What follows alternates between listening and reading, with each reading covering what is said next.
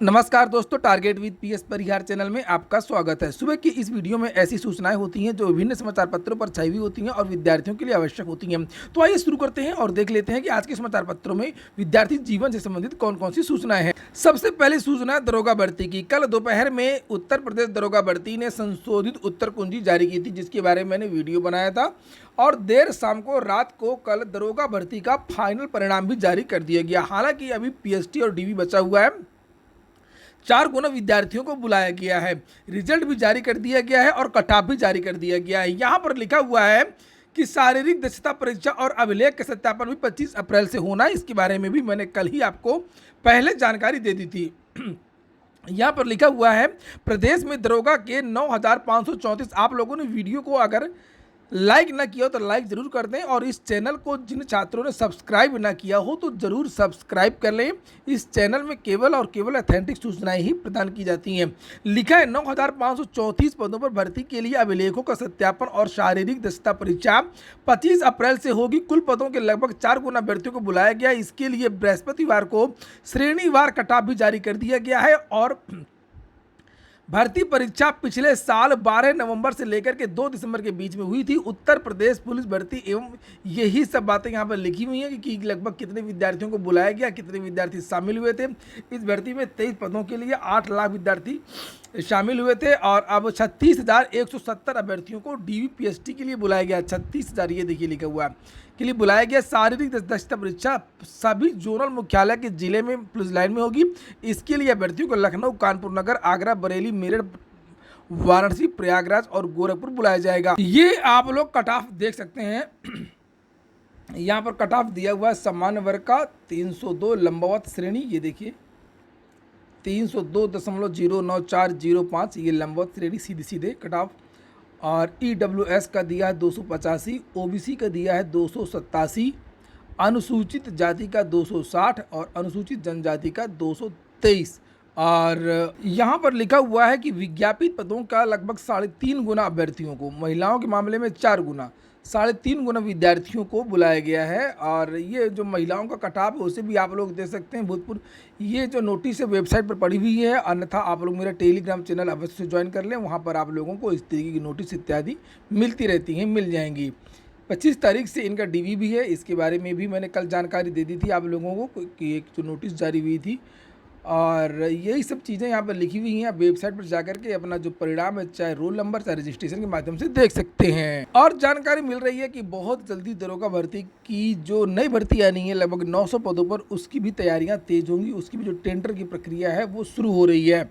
इसलिए जिन विद्यार्थियों का सिलेक्शन नहीं हो पाया वो मायूस बिल्कुल ना हो। भर्ती आपकी इसी साल आएगी और ज़्यादा 3 से 4 महीने के अंतर विज्ञापन जारी हो जाएगा। हाँ, लेकिन पदों की संख्या इतनी नहीं रहेगी। अगली सूचना है आप लोगों की उत्तर प्रदेश लोक सेवा आयोग की। उत्तर प्रदेश लोक सेवा आयोग आजकल विद्यार्थी घोटाले का आरोप लगा रहे हैं। गोपनीयता के नाम पर नंबर जारी नहीं कर रहा है, कट ऑफ जारी नहीं कर रहा है। विद्यार्थी कोर्ट गए थे, कोर्ट ने आदेश दिया था। केवल 2-3 भर्तियों के कट ऑफ मार्कशीट वगैरह जारी की, जिसमें से आरओ 2016, पीसीएस 2019 और 20। इसके बाद से भी बहुत सारी भर्तियाँ हैं। लगभग एक साल में उत्तर प्रदेश लोक सेवा आयोग 25 से 30 भर्तियाँ करवाता है। और अन्य भर्तियों के जो कट ऑफ है और मार्कशीट जारी नहीं की गई हैं, जिनमें से एक खंड शिक्षा अधिकारी बीईओ भर्ती विद्यार्थियों ने मांग की है कि कट ऑफ उसका भी जारी किया जाए। उसमें विद्यार्थियों ने बहुत आरोप लगाया था कि सारी की जो सारी सीटें हैं वो उत्तर प्रदेश लोक सेवा आयोग ने बेच दी थी सस्ते में। यहाँ पर लिखा है कि हाईकोर्ट की सख्ती के बाद उत्तर प्रदेश लोक सेवा आयोग यूपीपीएससी ने पीसीएस 2019, 20 और आरओ 2016 की प्रारंभिक परीक्षा के प्राप्तांक और कट ऑफ तो जारी कर दिए हैं, लेकिन अन्य भर्ती परीक्षाओं के प्राप्तांक और कट ऑफ जारी होने का अभ्यर्थियों को इंतजार है। अभ्यर्थियों का कहना है कि आयोग की ओर से पीसीएस, सबसे पहले देखिए मैं बता दूं आप लोगों को कि मैं सैल्यूट करता हूं प्रतियोगी छात्र संघर्ष समिति का। प्रयागराज में प्रतियोगी छात्र संघर्ष समिति है जो वास्तव में लड़ाई लड़ती है, निर्णायक लड़ाई लड़ती है।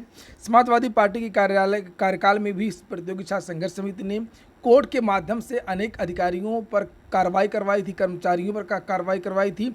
उत्तर प्रदेश लोक सेवा आयोग को झुका दिया था। प्रतियोगी छात्र संघर्ष समिति की याचिका पर ही सीबीआई जांच के आदेश हुए थे। प्रतियोगी छात्र संघर्ष समिति की याचिका पर ही आप लोगों की ये जो कट ऑफ है 19 और 20 का ये जारी हुआ था। ऐसे अनेकों मामले हैं जो कोर्ट के माध्यम से विद्यार्थी जा करके लड़ाई लड़ते रहें। खैर, हम लोग आगे देखते हैं, यानी कि ये भी एक तरीका होता है। और लिखा, प्रारंभिक परीक्षा के प्राप्तांक व कट ऑफ अंक जारी किए जाने का नियम अभी बरकरार है। ऐसे में आयोग को खंड शिक्षा अधिकारी भर्ती 2019 के प्राप्तांक व कट ऑफ अंक भी जारी करने चाहिए। यह भर्ती प्रारंभिक एवं मुख्य परीक्षा के माध्यम से आयोजित की गई थी। बीईओ के 309 पदों के अभ्यर्थियों का चयन किया गया था और सभी को ज्वाइनिंग मिल गई थी। तो ये जो भर्ती हुई थी खंड शिक्षा अधिकारी की, इसमें बहुत ज़्यादा धांधली की शिकायतें की थी, विद्यार्थियों ने बहुत ज़्यादा आरोप लगाए थे। कटाफ भी जारी नहीं किए गए थे और आरक्षण को लेकर के भी बहुत सारी चीज़ें हुई थी। तो यहाँ पर क्या लिखा हुआ देखते हैं, प्राप्तांक कटाफ की जानकारी से बेहतर होती है तैयारी। सही बात, विद्यार्थियों को पता तो चलता है ना कि कितने नंबर से रुका उनका, पिछली बार कितने नंबर से नहीं हुआ था। विद्यार्थी देखते हैं, एनालिसिस करते हैं, उसी के हिसाब से तैयारी करते हैं। तो ये मांग विद्यार्थी यहाँ पर कर रहे हैं। अगली सूचना माध्यमिक शिक्षा सेवा चयन बोर्ड की है। युवा मंच की तरफ से पत्र भेजा गया है मुख्यमंत्री को, जिसमें लिखा हुआ है कि माध्यमिक शिक्षा सेवा चयन बोर्ड में सदस्यों की तत्काल नियुक्ति करके, चूंकि पूरे के पूरे सदस्य लगभग रिटायर हो गए हैं, इस समय खाली पड़ा हुआ है माध्यमिक शिक्षा सेवा चयन बोर्ड, जिससे विद्यार्थी मायूस हैं कि आखिरकार कब सदस्य आएंगे और कब भर्ती आएगी। लिखा है 27,000 से ज्यादा रिक्त पदों पर चयन की प्रक्रिया शुरू करने को मुख्यमंत्री को पत्र भेज दिया गया है।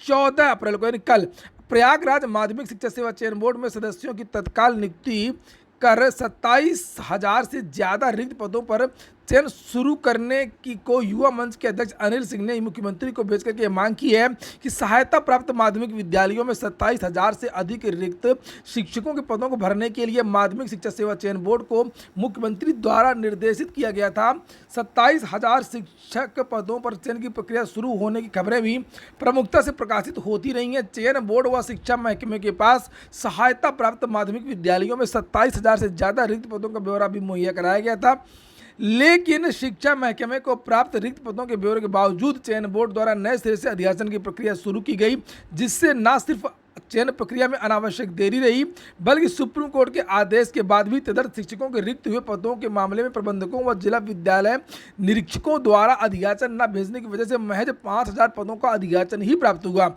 चयन बोर्ड और जो डीआईओएस वगैरह हैं, उनकी मिली भगत से पदों का जो अधियाचन है वो रोका गया, जो कि सहायता प्राप्त माध्यमिक विद्यालयों में रिक्त पड़े पदों के सापेक्ष बेहद कम है। इसके अलावा अभी कंप्यूटर शिक्षकों के पदों को भी मंजूर नहीं किया गया। तो चूंकि अभी टीजीटी और पीजीटी में कंप्यूटर का पद नहीं है, हालांकि एलटी में यह पद रखा गया था। लिखा हुआ, राजकीय विद्यालयों में कंप्यूटर शिक्षकों के पदों का सृजन किया जा चुका है। उन्होंने ये भी कहा कि मौजूदा समय में माध्यमिक शिक्षा सेवा चयन बोर्ड में अध्यक्ष समेत 11 सदस्यों में अध्यक्ष के अलावा सारे के सारे जो पद रिक्त हैं और काम करने के लिए कोरम के लिए कम से कम 5 सदस्यों की मंजूरी होनी चाहिए। 5 सदस्य तो वहाँ पर होने ही चाहिए। तब जब तक 5 सदस्य नहीं होंगे तब तक ये चयन प्रक्रिया ठप रहेगी। ऐसे में तत्काल कोरम को पूरा करके खाली पदों को विज्ञापन जारी किया जाना अति आवश्यक है।